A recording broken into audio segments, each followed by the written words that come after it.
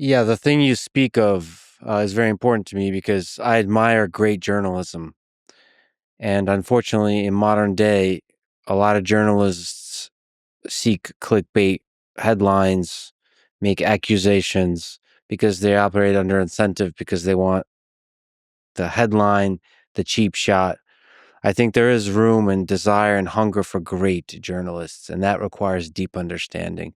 And it saddens me how often one of the reasons, I don't think I'm very good at this, but one of the reasons I really wanted to talk to you is because I don't see enough high effort, deep dive research. I don't know how many books I've read. I've read a lot in preparing just to experience, just to try to understand. It requires a lot of preparation, a lot of work, and I would love to see great journalists do that more. And from that place, you can criticize. From that place, you can really investigate the complexity of a situation of people in power, their strengths, their flaws, the mistakes they have made. But that requires great, great, great preparation. So this, I wish there was more of that, of great journalism. Yes, clear, well directed, and specific criticism genuinely helps in the process of effective policy making. It leads to a clear cut policy vision.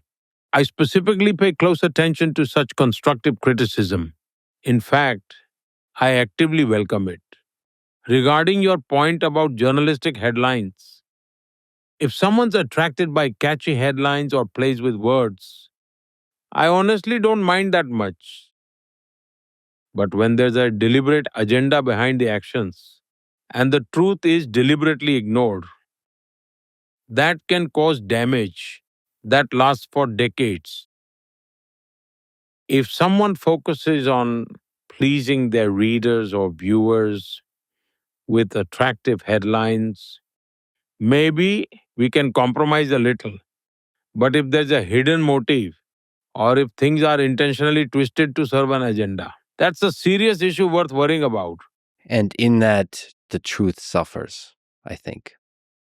I remember once in London, I was invited to give a speech at an event organized by a Gujarati newspaper there. So during my speech, I casually said, since it was an event attended by journalists,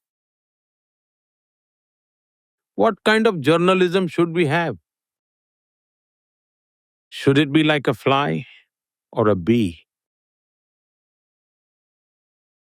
I explained. A fly sits on dirt and spreads the dirt around. But a bee lands on flowers, collects nectar, and then shares that sweetness everywhere. Yet, if something wrong occurs, the bee can sting so powerfully that you'd have to hide your face for 3 days straight. However, some people selectively picked up just half of my analogy and created a huge controversy out of it. Honestly, was I being negative about anyone? Not at all. I was simply highlighting the incredible strength of a bee, that even its small sting can leave such an impact that can make someone hide their face for days.